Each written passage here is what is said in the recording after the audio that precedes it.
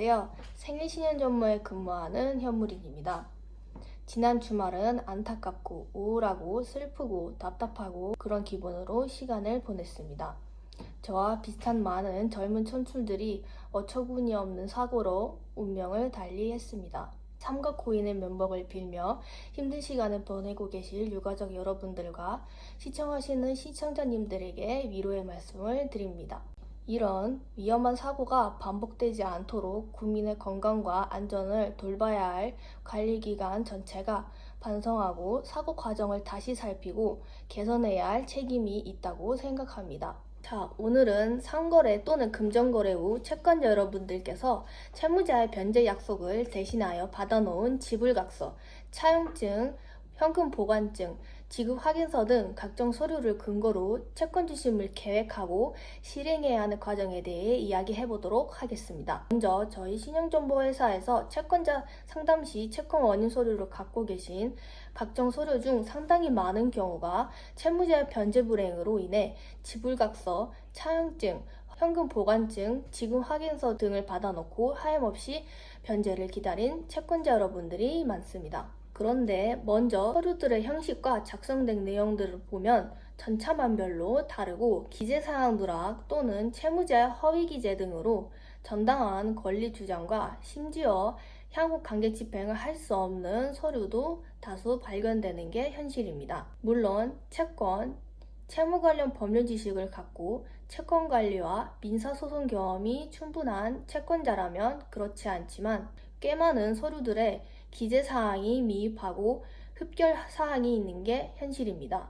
자, 그럼 첫 번째로 이런 민사채권 서류를 작성하는 요령에 대해 이야기해 보도록 하겠습니다. 어려워하시는 채권자 여러분들이 많으나 무척 간단합니다. 가장 필수적으로 기재돼야 할 사항은 무엇이 있을까요? 먼저 제목을 기입하고 다음으로 누가, 누구에게, 얼마를, 언제까지, 그리고 최종적으로 중요한 것은 당사자의 서명 날인이 필요합니다.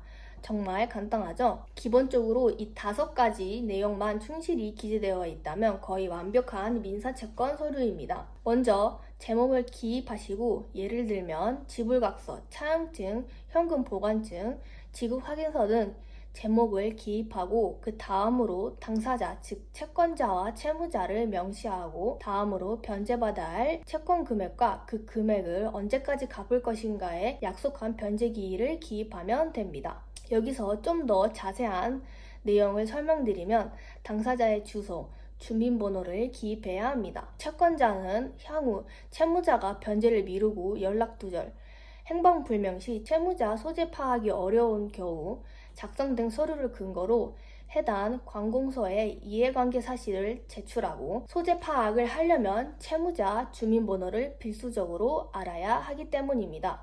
한 가지 예를 들면 저희 팀에서 폐기물 처리 비용을 지급하지 않았던 소규모 건설업 채무자의 채권을 위임받아 채권 주심했을 때 사례입니다.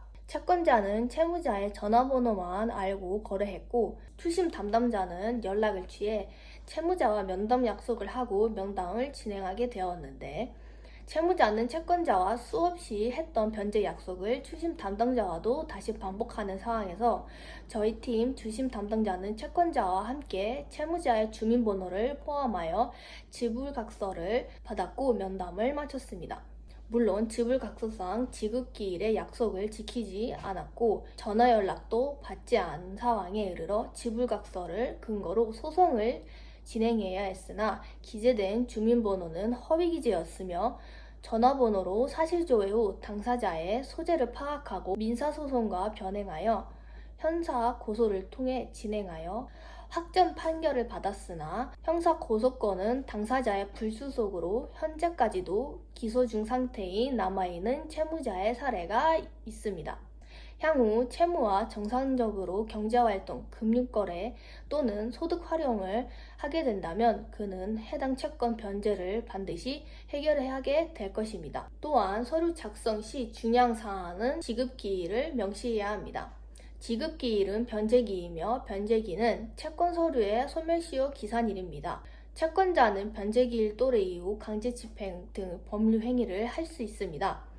그리고 부가적으로 기입될 수 있는 사항으로 이자 약정 및 기타 특약 사항을 명시할 수 있으며, 마지막으로 작성 날짜와 가장 중요한 당사자의 서명 날인을 받으면 완성된 서류입니다. 지불각서, 차용증, 확인 보관증, 지급 확인서 등 각종 민사채권 서류의 작성에 대해 이야기해 보았고, 두 번째로 이런 서류로 다음 어떻게 채권 주심 단계를 진행해야 할까요? 채권자, 채무자의 실익이 있는 부동산 또는 금전 채권에 대해 파악하고 있다면 집행권원 획득 절차와 강제집행 전에 가압류 절차를 진행할 수 있습니다. 해당 채권이 상거래 채권이라면 채권자 여러분은 가압류 단계에서부터 저희 신용정보회사 채권관리 담당자에게 채무자의 신용조사, 재산조사를 통해 가압류 목적물 파악과 채권주심 절차에 대해 상의할 수 있으며, 금전대차 관계의 채권이라면 집행권 확보 후 저희 신용정보회사 위임과 강제집행 절차 등의 진행이 가능합니다. 가압류는 채무자 재산의 임시처분 금지 조치입니다. 쉽게 이야기하면 채권자 입장에서 받아야 할 돈이 있으니 당신 재산 처분하지 말고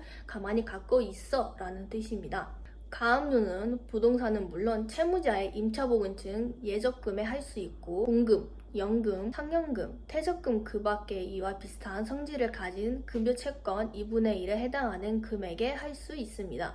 다만 그 금액이 185만 원에 미치지 못하는 경우 법률에 의한 최저생계비로 규정이 되어 압류가 금지되어 있습니다. 채권주심 단계에서는 중요한 부분이 타이밍입니다. 가압류 타이밍, 강제집행 타이밍 등이 중요하지만 많은 채권자 여러분들께서 변제를 받아야 할 시기를 놓치고 신용정보회사를 찾는 경우가 많습니다. 여러분이 보유 중인 지불각서, 차용증, 현금 보관증, 지급 확인서 등 채권 원인에 따라서 채무자의 신용조사, 재산조사 정보를 바탕으로 적절한 타이밍으로 맞추고 추가적인 채권주심 계획을 세우고 진행한다면 변제받을 확률은 훨씬 더 높아지게 됩니다. 세 번째, 마지막으로 이런 서류들로 진행을 하기 위해 집행권 혜택을 해야 합니다.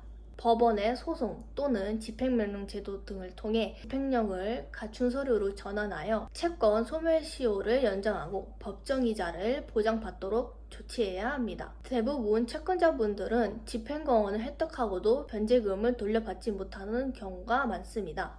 해결되지 않고 어려운 채권주심, 여러분이 알고도 시간이 없어서 또는 채무자 관련 정보나 채권주심 지식이나 경험이 전혀 없어서 고민하고 계신다면 언제든 상담 전화로 문의하세요.